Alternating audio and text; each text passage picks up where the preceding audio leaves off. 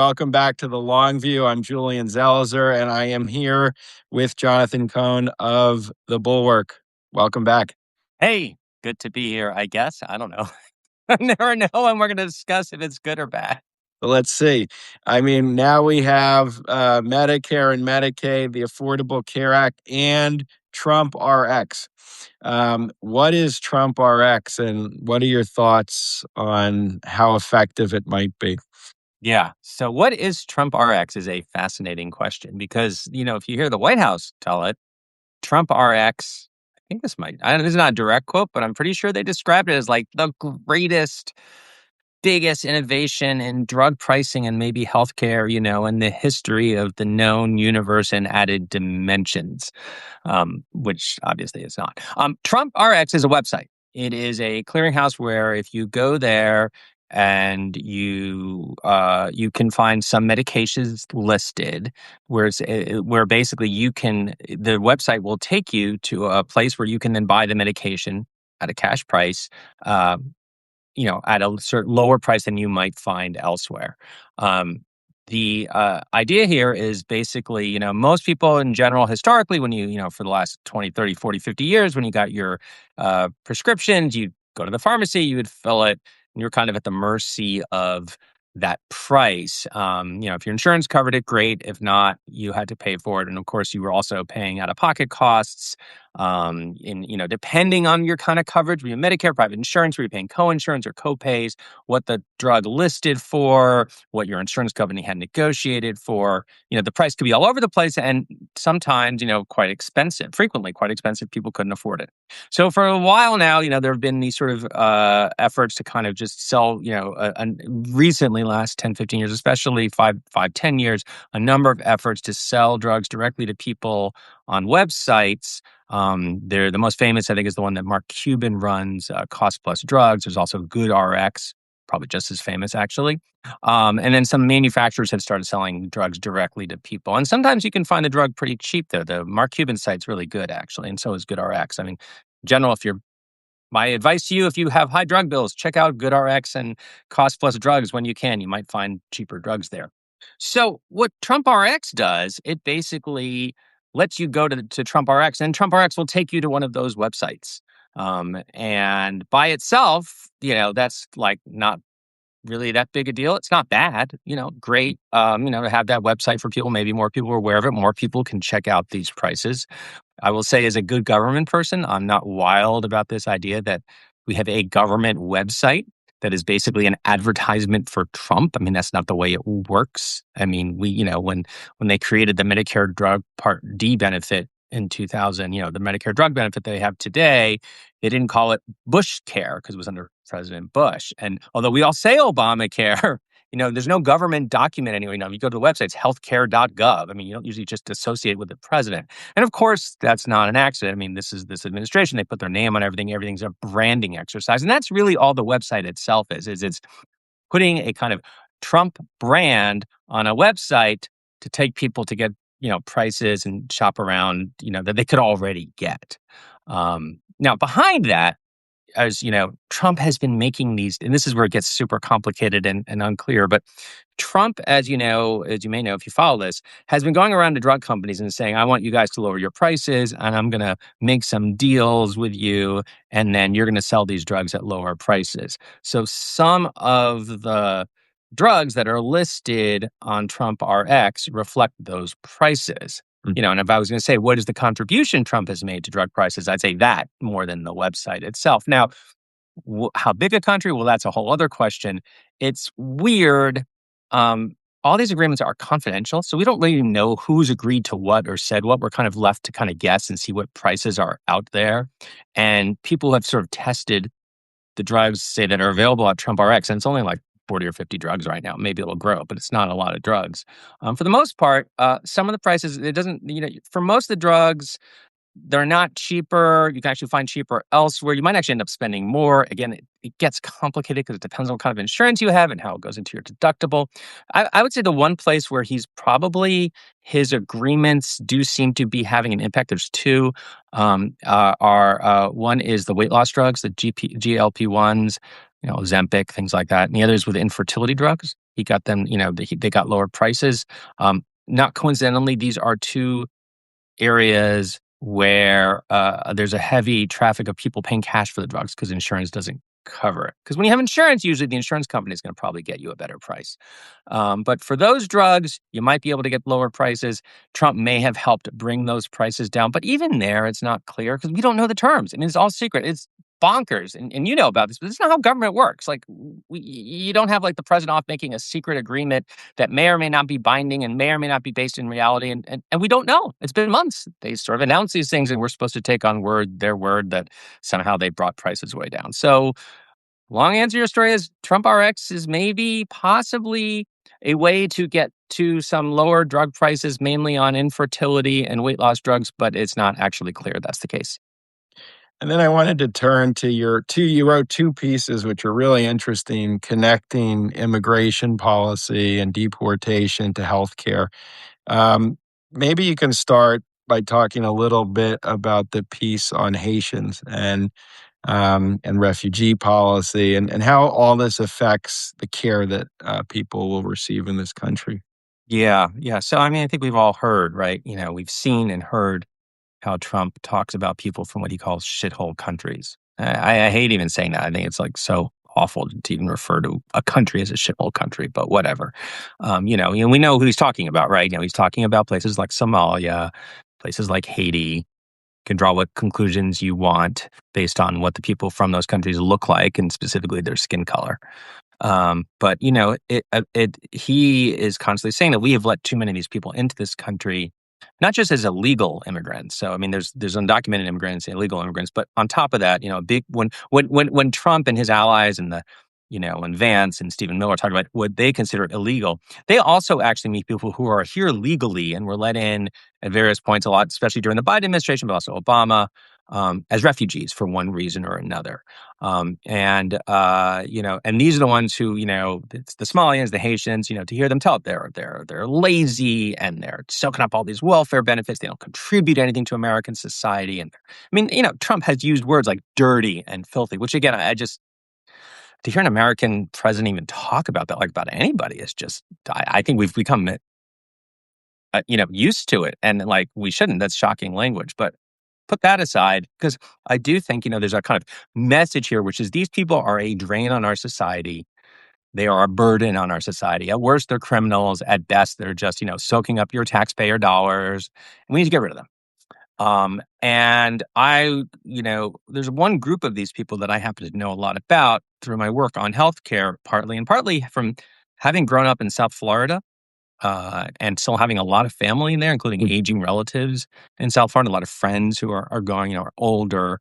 And one of the things I know is that the workforce down there, if you go look at the healthcare workforce and the direct care workforce in particular, so I'm talking about, people who staff in nursing homes, home healthcare aides, that, assisted living, staff. A lot of Haitians, there's a large Haitian community in Miami, and there's a lot of Haitian workers there. And you'll see the same thing in other communities where, New York, Boston, Springfield, Ohio, if you remember the dogs and cats stories from the campaign. And a couple months ago, there's a particular, not all Haitians, but there's a particular group of Haitians here who are here on a special, what's called temporary protected status. Wait, did I get that acronym right? So many acronyms these days, I keep mixing them up. It's TPS, that part I Yeah. remember.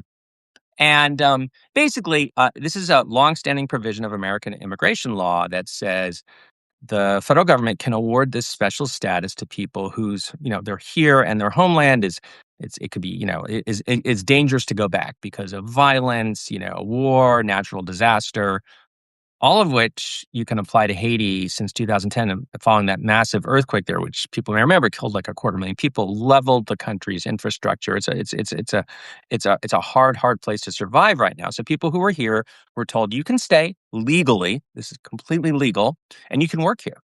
And a lot of these Haitians who were there went into the direct care workforce. Well, now Trump's trying to take that away. And then he, Kristi Noem issued an order saying, hey, you can go back to Haiti now. It's safe. It's fine there, which, to be clear, it is not.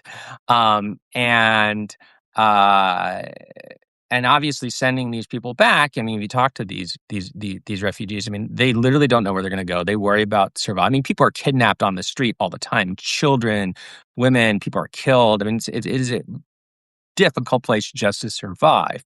But even putting that aside, like, you can forget the humanitarian issue here, whether you feel like these people, you want to do that to this group of people. They are a vital part of the workforce down there. And what we are hearing now are warnings from a very broad constellation of people down in South Florida and nationally. Labor leaders, obviously, religious leaders, but also the people who run nursing homes and people who run home care services. Like, we lose it. We already have shortages of these workers. We have a hard time filling staff. And if you kick these people out of the country, or you don't make up, or you just tell them they can't work, and some will stay, but they won't be able to get these jobs. Who's going to take care of these? Who's going to staff the nursing home? Who's going to be the home care worker? And it's a real potential crisis. So the article I did, I went down and I talked about it. I spoke to all these. There's also spoke to some of these workers, and it was just striking listening to their stories. And I kept coming back to this idea. The way Trump talks about them, it's almost dehumanizing, right? And even if it's not dehumanizing, these are like they're a burden. They're not adding to our society. And I would challenge anybody to walk into an assisted living facility or a nursing home or talk to an elderly person being cared for one of these people and ask them if they think it's not valuable, because it is. This is. I have personal experience with this. Maybe you do. I'm sure many people watching this do. It is some of the most important work for some of the most vulnerable people in our society. I mean, if you're a home care aide, or what are you doing? You're cooking, you're driving, you're helping people to bathe, you're helping them in the bathroom. And a lot of the time, what are you doing? And I've seen this. You're sitting on the couch and watching Wheel of Fortune, right? You're playing cards. You're someone to hear the stories, and it's so valuable. We need that so badly. And these people, they're doing this work, and that, frankly, a lot of Americans don't want to do because it has a lot of unpleasant parts. And the one other piece of this that I just sort of found so interesting was in talking to these people. Number of people brought this up, and at first I heard it, I was like, really? But yeah, the Haitian culture, apparently, I didn't know this. Well known for sort of the sort of idea of multi-generational obligation, that when you're young, when you're a parent, you're responsible. You bring up your children. When you're a grandparent, you provide wisdom and all the things you do. But there's a life cycle there, which is when you're young and your elders really no longer can care for those, then you pick up the chain, right? Then you give back and you're going to take care of people. And there's a real reverence there, which I and number one, on a practical level, it means there's a lot of people these Haitians who are just sort of culturally well equipped to do this work. But I also kept thinking the fact, if you spend the time online, you read some of these MAGA tweets and stuff. It's just like, these people are ruining American culture. I'm like, we could use some of that. We could use a little of that reverence. We could use it. I mean, there's this fear, right? Like the whole immigration push, so much of it is about this corruption of American values. We should be so lucky as to import some of those Haitian values. We need that kind of attitude, and they're supplying it, and we're going to kick these people out. So, yeah, sorry. No, it's important, and these trends are only going to continue with the aging population and the changes in healthcare. So it's like a trend line that doesn't work with the deportation, immigration, refugee policies. And you cited this article, which I haven't seen, by Gruber, McGarry, and Grabowski on higher rates of immigration actually saves lives. Can you talk about that research? That was really interesting. Yeah, I thought it was really interesting too. And, all three are very well known in their fields. Gruber's, one of the best, most respected economists of his generation when it comes to healthcare economics. He's done a lot of the groundbreaking research that we all cite in this field. Grabowski and McGarry, very well known for their work with care for the elderly. I mean, I know Grabowski quite well from having reported on nursing home conditions during COVID. That's when I first met him. And he's really just one of the top experts in the field. And they were able, there is a literature out there already that sort of shows that sort of, higher numbers of immigrants in communities can lead to higher nursing home staffing, right? for the obvious reason. You got more people, you can bring in people more, and there's some health effects. They were able to do a much larger, more definitive kind of study of what does it mean when you have sort of groups of immigrants from particular parts of the world come to communities, and what effect does that have on various measures of health, including, your likelihood to end up in some kind of healthcare facility, which is a kind of good proxy for, getting injured or sick or not being able to stay at home anymore, which is what most people want, right? Most people, if you've had a choice, if you have a disability or if you're aging, you'd rather stay in your own home and have someone take care of you there and be in your community rather than have to go to a nursing home or a congregate facility. And then if you do have to go to one, you want adequate staffing, right? You're less likely to get an infection, less likely to fall, et cetera. And so they were able to do an analysis, and I don't want to get into the weeds too much because, I do understand it, but I don't know that I can explain. It's complex, but there's a method from an economist named David Card that was a very famous Nobel-winning economist that was developed that lets you measure, in this context, really kind of lets you zero in on the effects of immigration on certain outcomes, including whether you end up in a facility, including death. And that was the remarkable thing. They actually were able to project, they were able to model this out and found that basically, for every, if you were to, for example, and I asked this directly to John Gruber, if he could do the math on this, and he did. And he said, look, if we expel 330 Haitian refugees, which is the number who would lose the status that we're talking about before us, 330,000 people around the country who are under TPS, you could project 9,000 extra deaths a year among, the elderly and people with disabilities. Now, you and I both know we've done this before. You don't want to take projections like that, as like Yep. a concrete number that's written in stone. Like, these projections are pretty imperfect and there's a lot of assumptions baked into them. But that's not the point. The point is that it's 9,000 versus 2,000 or 12,000. Point is that it's significant. And there's a clear relationship there that when you have more immigrants come in, you can show empirically people are better off. They're more likely to stay in their homes. If they go to a nursing home, it's more likely to have adequate staff, and they're going to live a little longer. They're going to live a better life, which is what we should all want. And I assume we all do want, even in MAGA Republican universes, you would think, this would matter. So, I thought it was pretty interesting. I think, the two pieces together, there's a long history that the reality is immigration is driven by demand as much as the desire to come, meaning in the early 20th century, you have business looking for workers, and that continued. And the rhetoric has shifted so much to the burdens that immigrants put on the United States and the reasons they're coming here.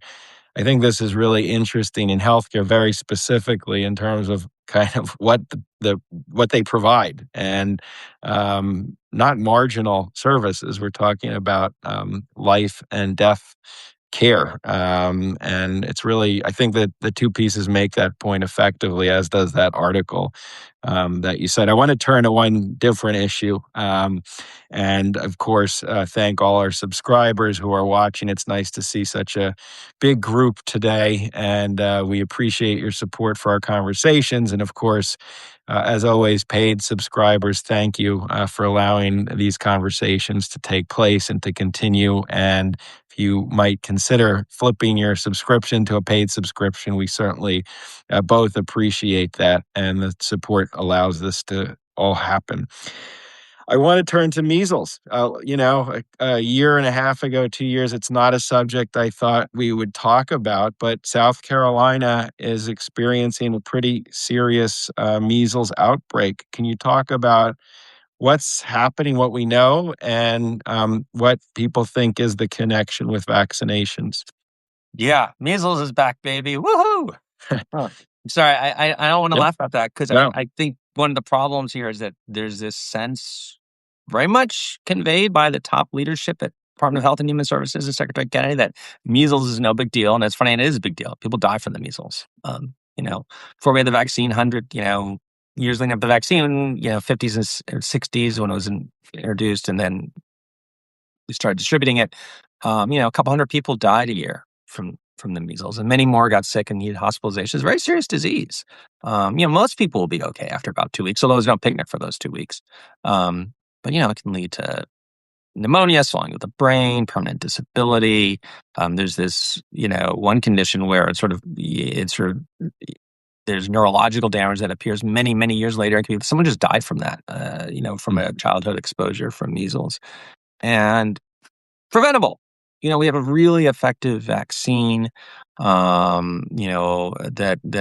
has been proven, and especially since we got to the double, we eventually realized it worked better with a double dose, and we achieved what was called elimination status, which didn't mean there was no vaccine, no measles, because there are breakthrough cases here and there.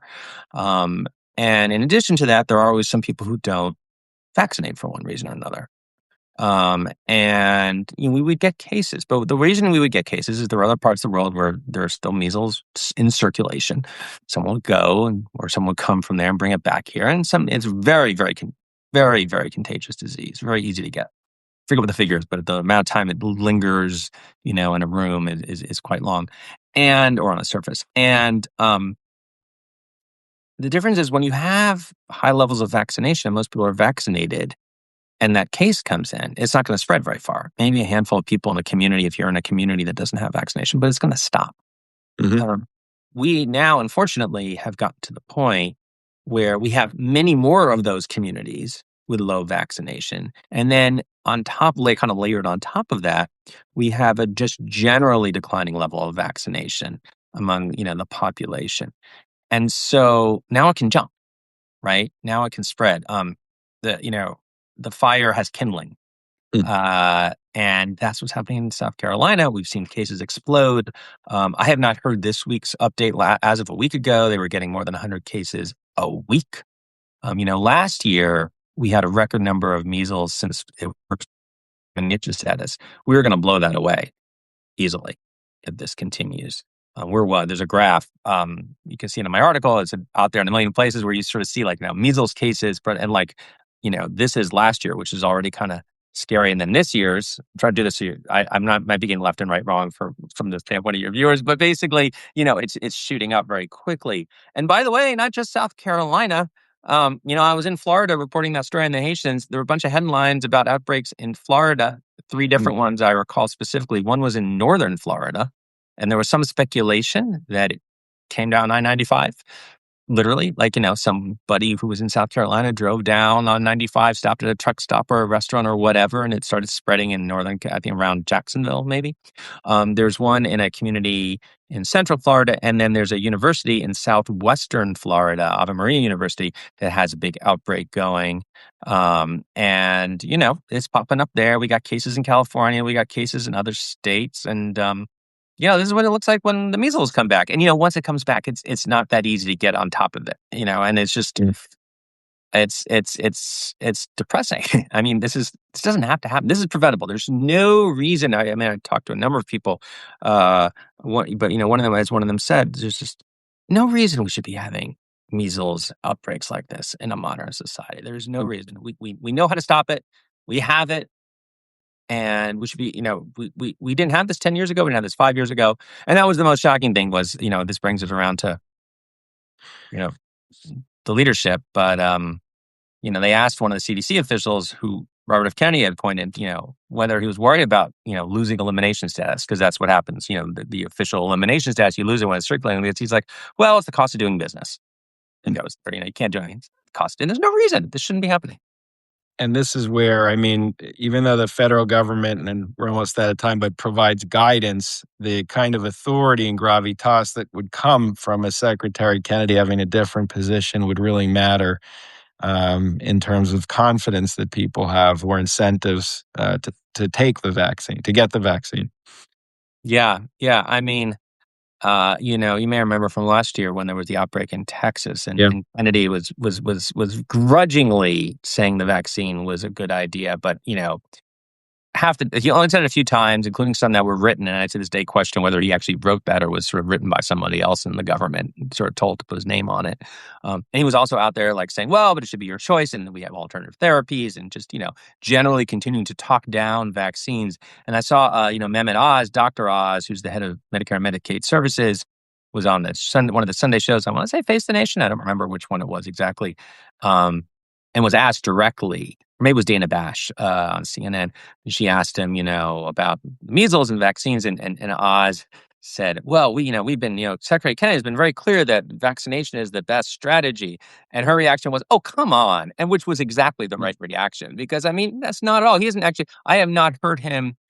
I don't hear every word the man says, but he's done a Yep. number of public appearances. He hasn't been urging people to vaccinate at all, and Oz did save people. Oz is interesting because he is a doctor, and in this world, at least, I think most people think of him as the grown-up in the room in the current HHS constellation. So he was like, "Yes, man, we should vaccinate." And I was really like, "Look, HHS says you should vaccinate." Well, I'm glad that under questioning from Dana Bash, said, "Yes, you should vaccinate." That's a lot different than having press conferences saying, "Hey, we have the measles coming back. Everybody get vaccinated so we can get a genie back in the bottle." Bad genie, not good genie. And we're not getting any of that. Well, Jonathan Cohn of the Bulwark, thanks again. We covered a lot, but kind of really important developments in healthcare policy taking place at a pretty rapid clip. So I'm glad we could discuss it, and we will talk again soon. Yeah, Bye bye. Of thanks for having me. course. Bye bye. Talk soon.